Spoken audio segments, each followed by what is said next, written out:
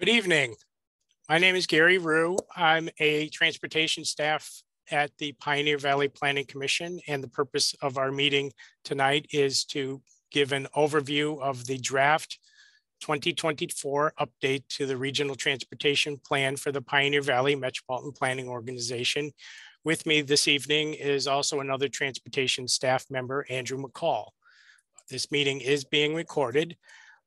Please notify the PVPC staff if you are also recording this meeting.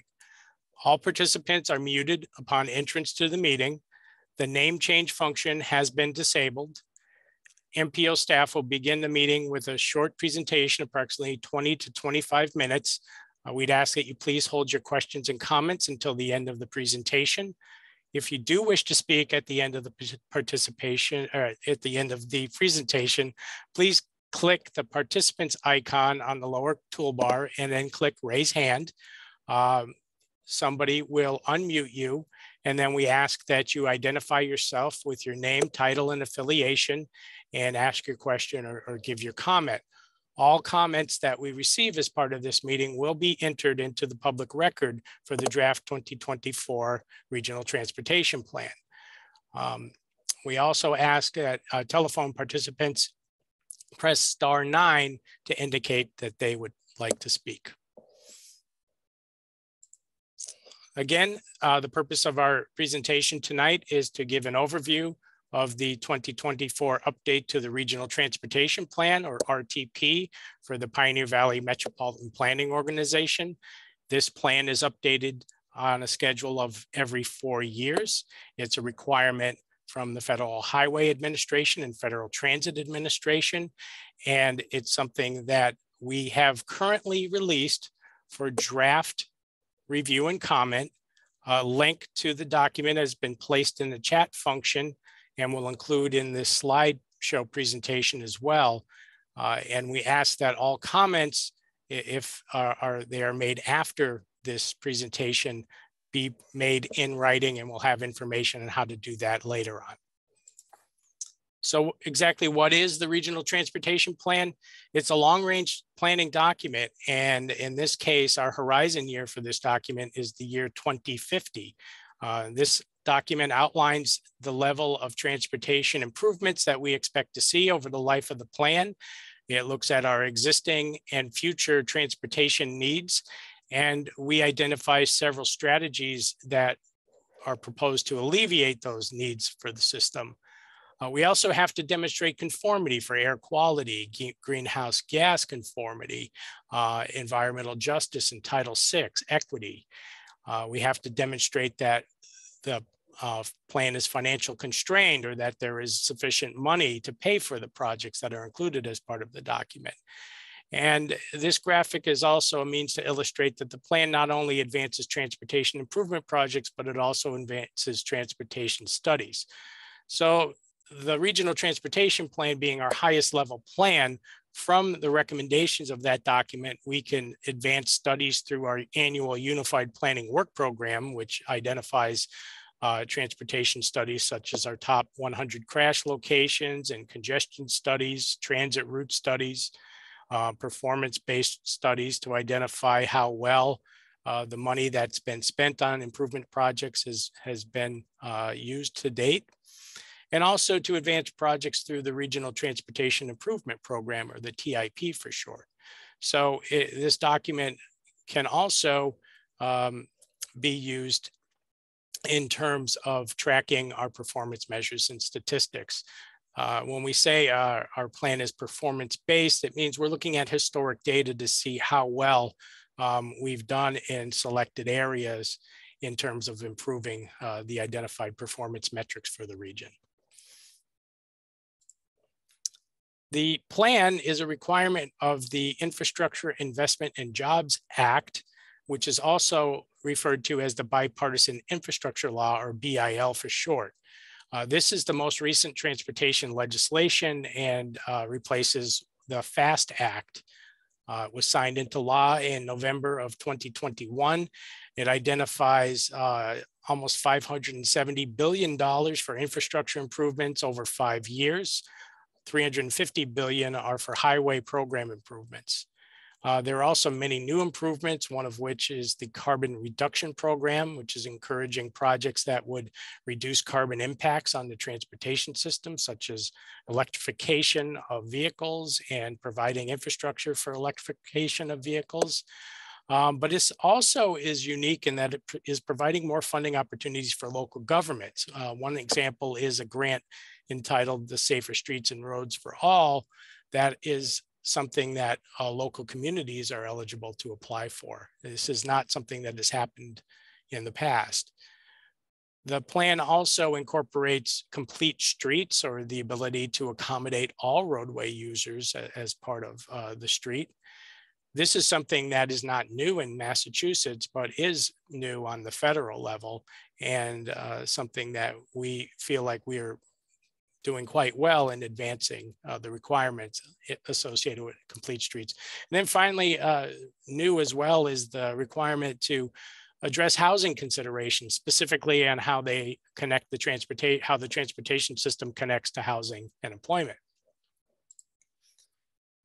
We are a metropolitan planning organization. An MPO is a federally mandated transportation policy organization.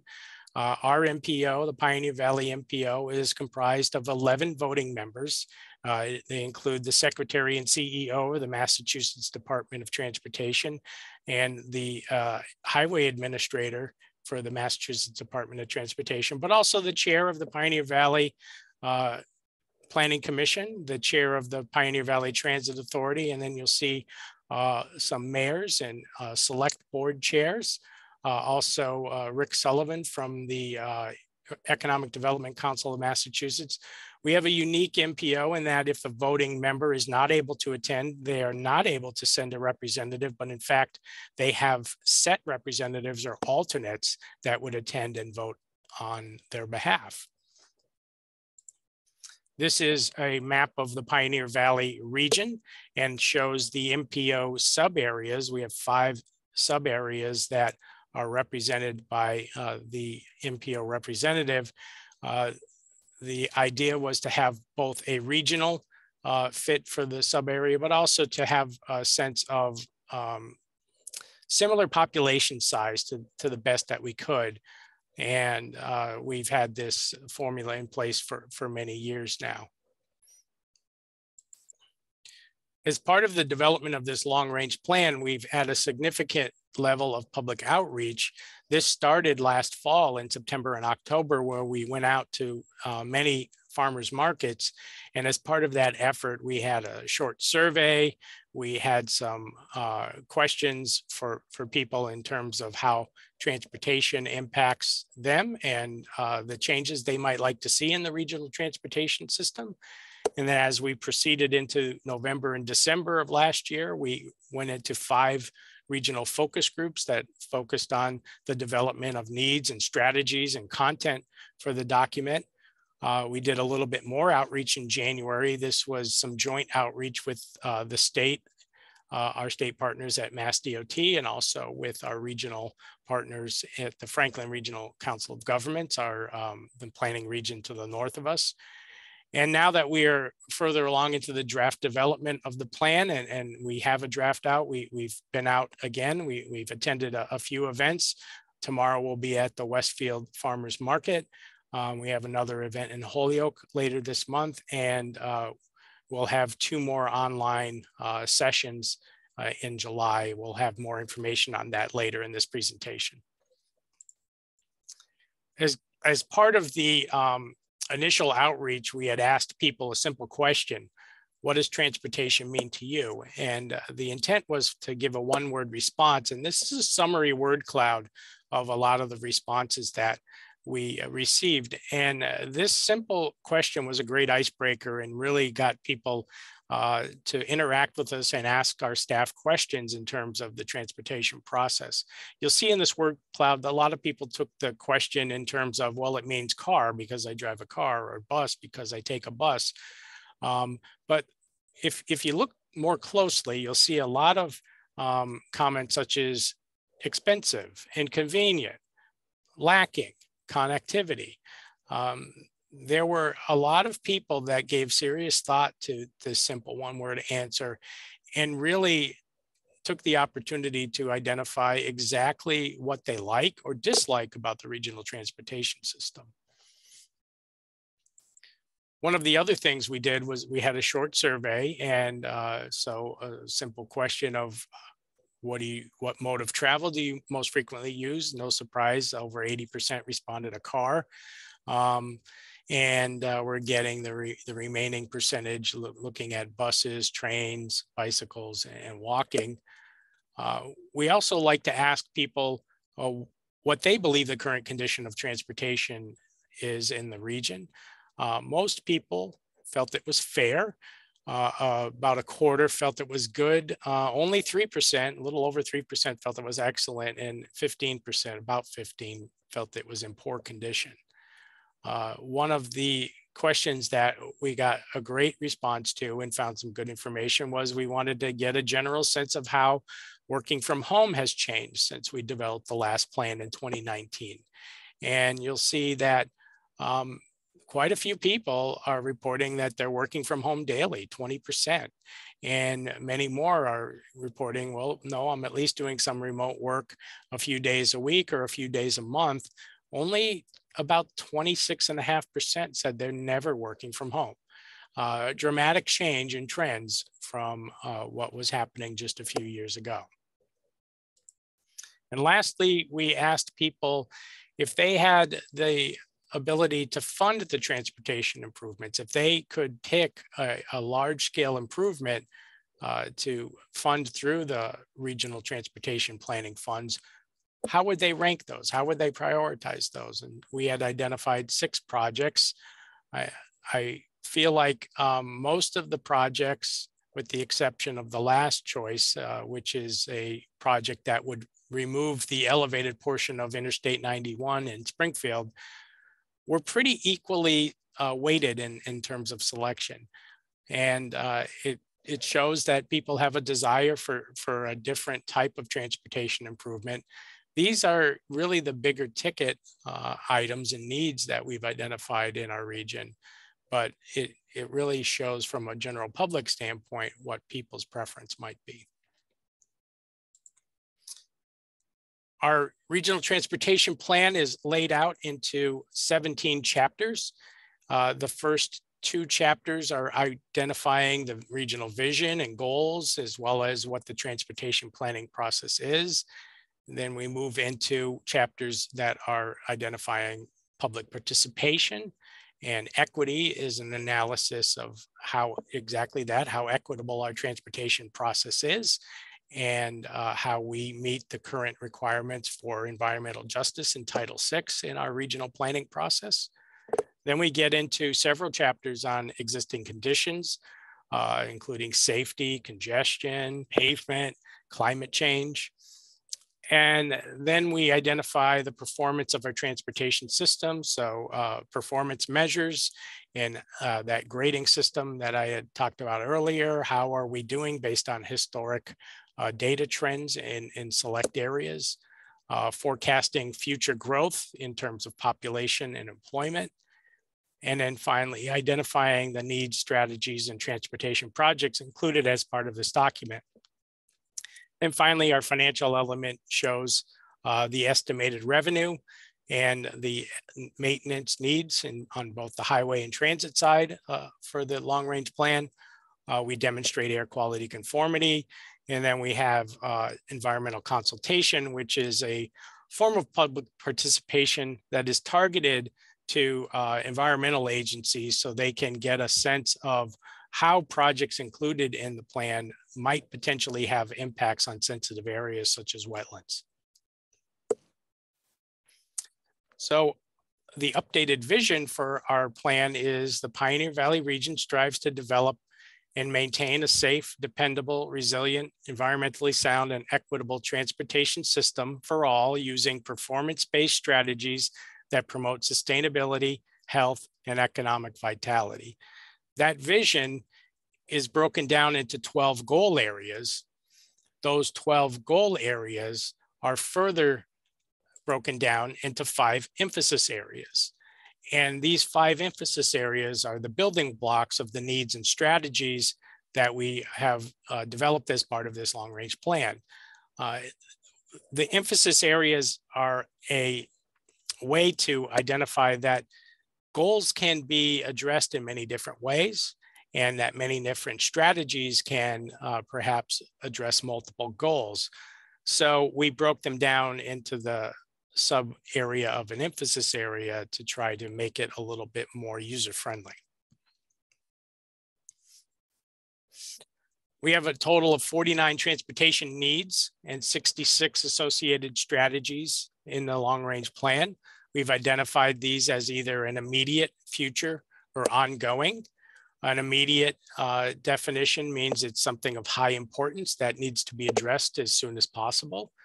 Future means it's something that's more of a medium importance, but it should be on our radar over the next 3 to 5 years.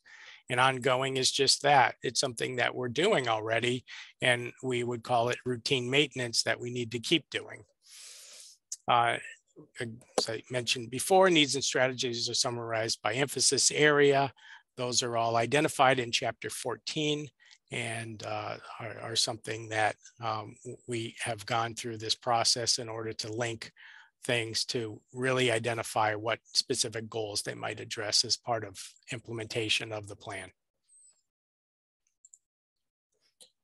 The projects that are included as part of the regional transportation plan have been developed in a way that can enhance the transportation system in a manner that's consistent with the regional vision and goals. We have a preferred scenario on how we would develop our funding. This pie chart that you're seeing on this slide is identifying 6 categories of improvement projects, and in an ideal world, how we would allocate the funding towards these types of improvements. This was developed in consultation with our focus groups and also with the Pioneer Valley Joint Transportation Committee, and finally approved by the Pioneer Valley Metropolitan Planning Organization. So over the life of the document, we are showing in the financial section how much money would be potentially allocated towards roadway maintenance projects based on the dedicated funding and revenue that's available. We also included in the RTP it's a link to an interactive map that identifies each project that's included in the RTP and then allows the user to select the various layer that might be of interest to show how it may or may not be impacted by a potential project included as part of the plan. That link is shown on this slide, but it can also be accessed through the RTP link that we've been posting in the chat. This is the transportation evaluation criteria. We won't go through every single piece of this, but it's a means to show that we've also developed dedicated scoring for every project that is considered for funding in the region. And this criteria was developed based on the goals of the regional transportation plan. And we identify every year we score the projects, and we use this to help prioritize projects and advance projects through our transportation improvement program. But this was developed with recognition that we need a guidebook in order to make sure that we're advancing projects that are consistent with the vision and goals of the long-range plan. So now we'll move into some existing conditions for the Pioneer Valley region. We're considering horizon years in the document of 2030, 2040, and 2050. We consider changes in population, households, and employment. And these are used for purposes for air quality conformity and to identify potential traffic impacts into the future using what we call our regional transportation model. These projections were developed by the UMass Donahue Institute and the Metropolitan Area Planning Council, and it was coordinated by the Massachusetts Department of Transportation. If you look at the table down below, you'll see that our population grew slightly from 2010 to 2020, but the projections are actually showing significant declines in population based on the information produced by Mass DOT. So the population and the households follow the same trends. Employment is showing a little bit different, where we're seeing some growth out to 2030 and then some declines after that. We also, as a region, wanted to identify our own scenario for growth on population employment. So the two charts that you see on this slide, the line in orange is showing the regional population projections, and the line in blue is showing the state population projections. And the slide on the right is also showing the employment projections and for both the state and the region. We're using this regional scenario as part of our regional transportation model, and we're liking this scenario better because it does show us a little bit more of the potential for optimism, the potential for the impacts of growth, and if we're able to see some major projects and improvements that we hope will take place over the next few years, that we believe will have positive impacts on population and employment. So our regional scenario adds another 16,000 people and almost 6,500 more households in 2030 over the statewide populations. And you'll notice if you look at the slide on, or excuse me, the chart on the right, the regional employment populations, we're actually a little bit lower than what Mass DOT projected for employment, but we're also not showing a decline in estimated employment out into the future. We're showing more of a slow, steady increase in employment.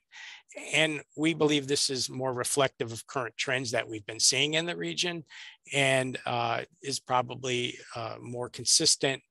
And in terms of analyzing impact of future traffic is something that we prefer to use in terms of for our analysis.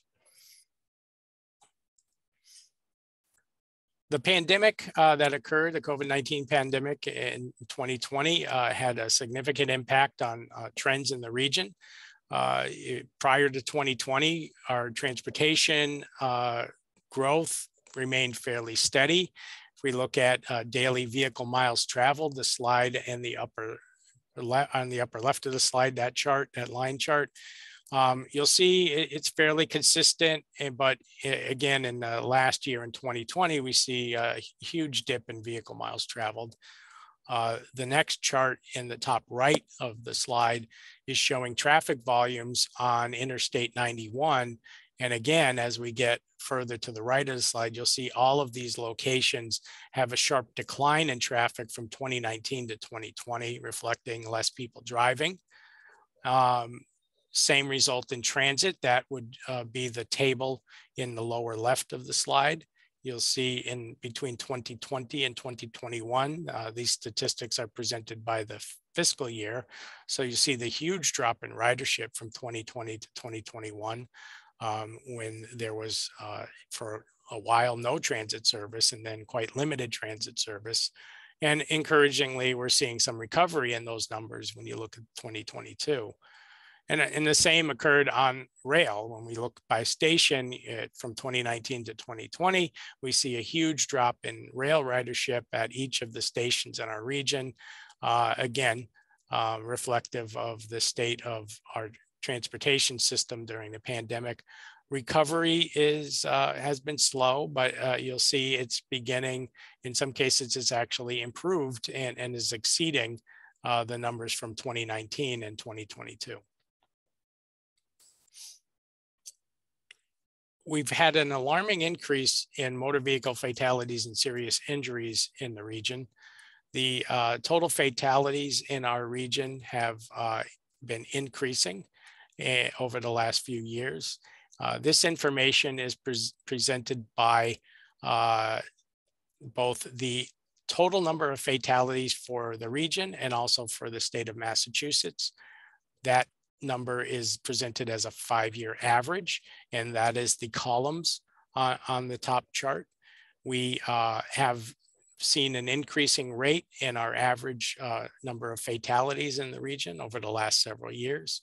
But more importantly, when we compare that rate of fatalities, now we move to the line chart, That rate has increased quite steeply, which is the dotted blue line, compared to the dotted red line, which shows the same statistic for the entire state of Massachusetts.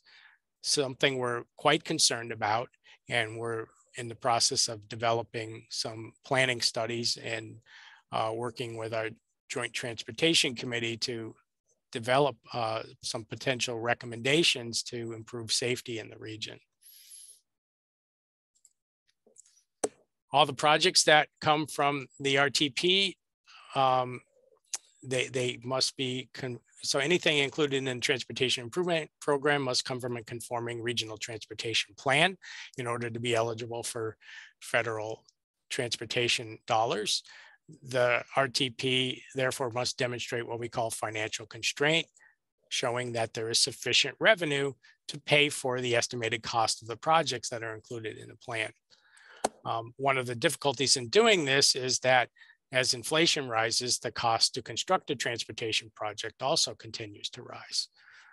In our federal fiscal year 2024 highway portion of the Transportation Improvement Program, we have approximately $33 million to dedicate towards transportation improvements. However, this really, we'll show in a future slide, doesn't really get you that many projects. We also account for inflation in the plan at a rate of 4% per year, although we know from recent experience, our inflation has been closer to 6 to 7% per year.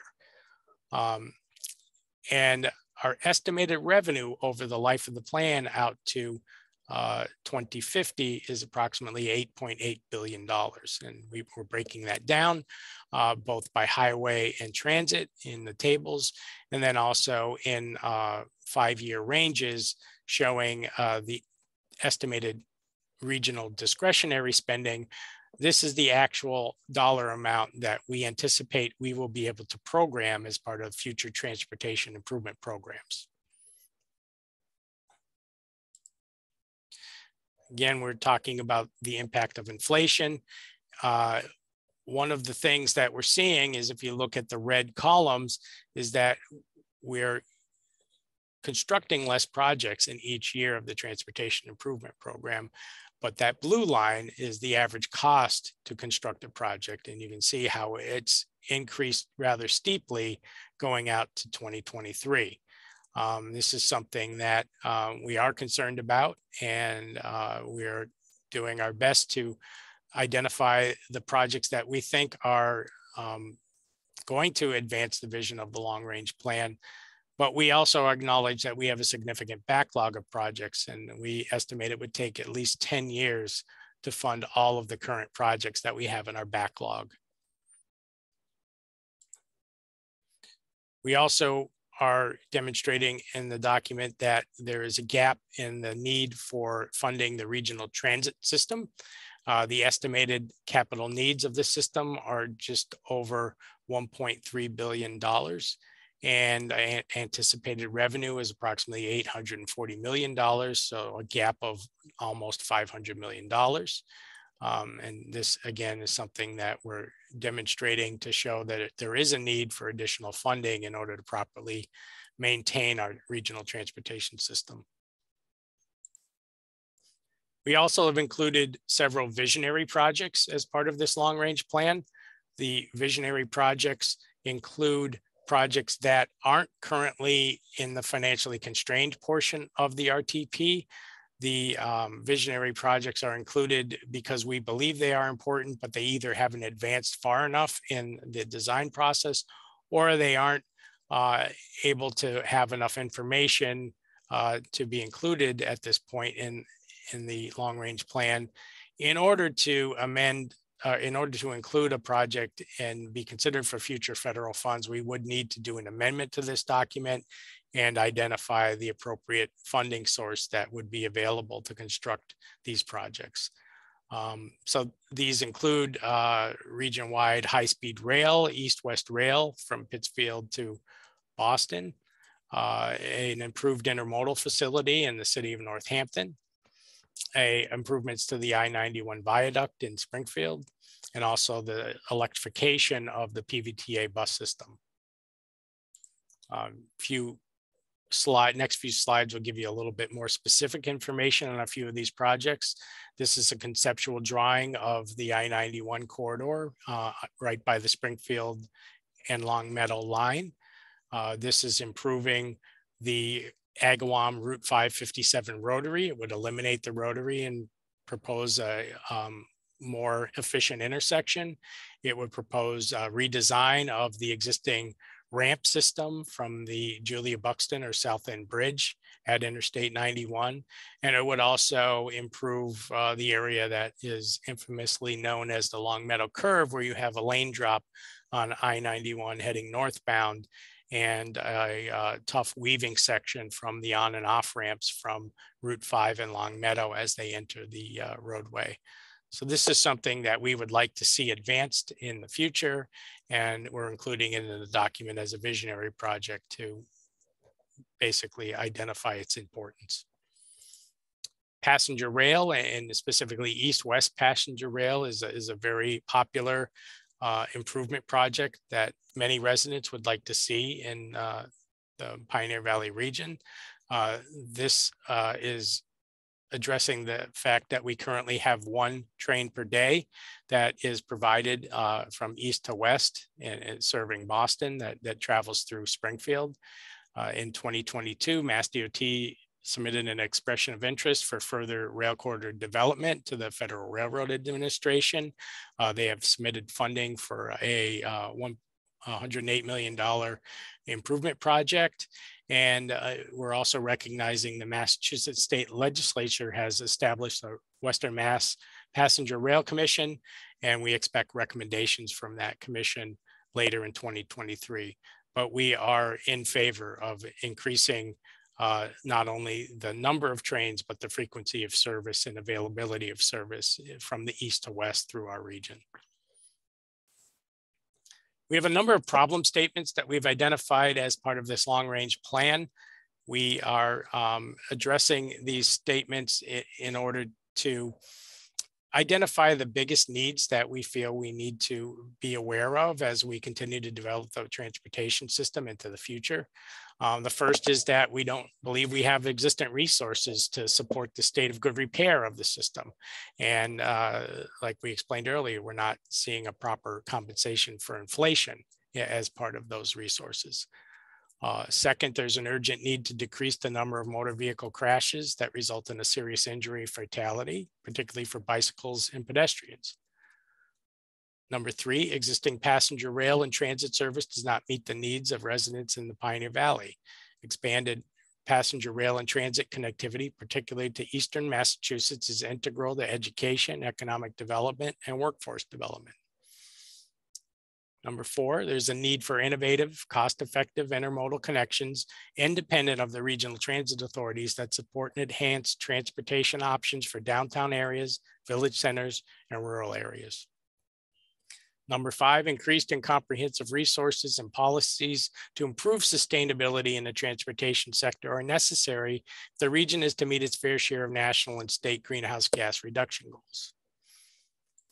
We have five more problem statements. Number six, the built environment for walking, bicycling, and transit is hampered by significant barriers that include narrow road and bridge cross sections, disjointed, unconnected off-road trail networks, a lack of sidewalks, uniformity in signs and markings, transit access point, and maintenance issues.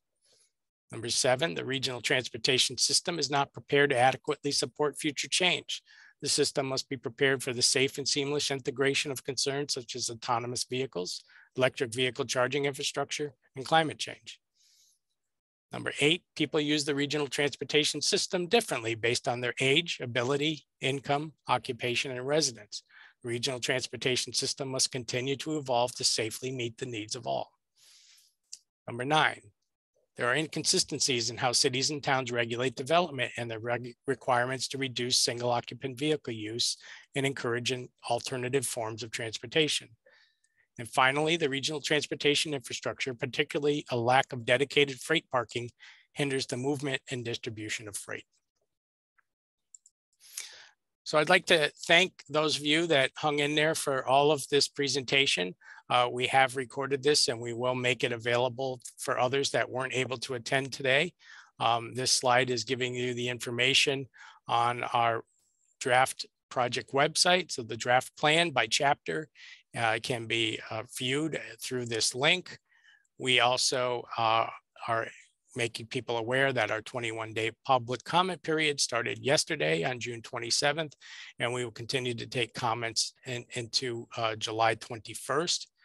We are having 2 more sessions online with what we're calling virtual hours. We will not do the presentation again, but we will be available to address questions and any comments that people might like to address during these 2 times.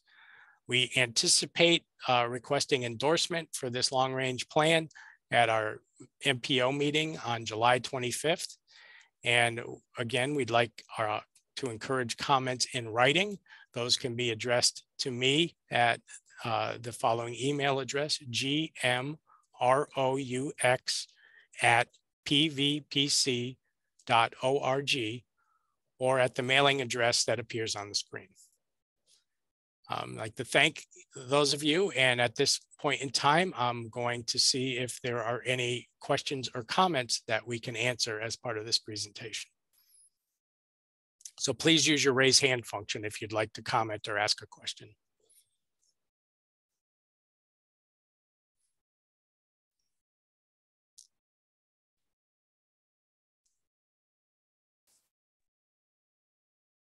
Hi, thank you very much for that. I don't know if I may be the only one here still.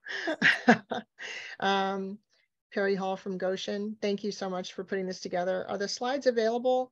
Well, is the slide presentation available on either on the website link or to download? We can make the slides available. We'll convert the slides to a PDF and we'll upload those to the website that appears on the screen. I would hope that we can have that done by the end of this week. That would be great. Thank you. It's a very thorough presentation. It's a good summary. I plowed through part of the document, but I didn't get through all the chapters yet. So this is a good overview. Thank you. Welcome.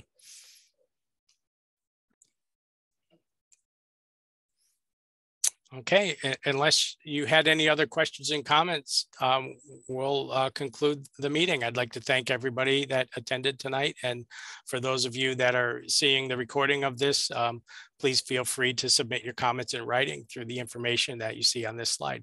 Thank you very much.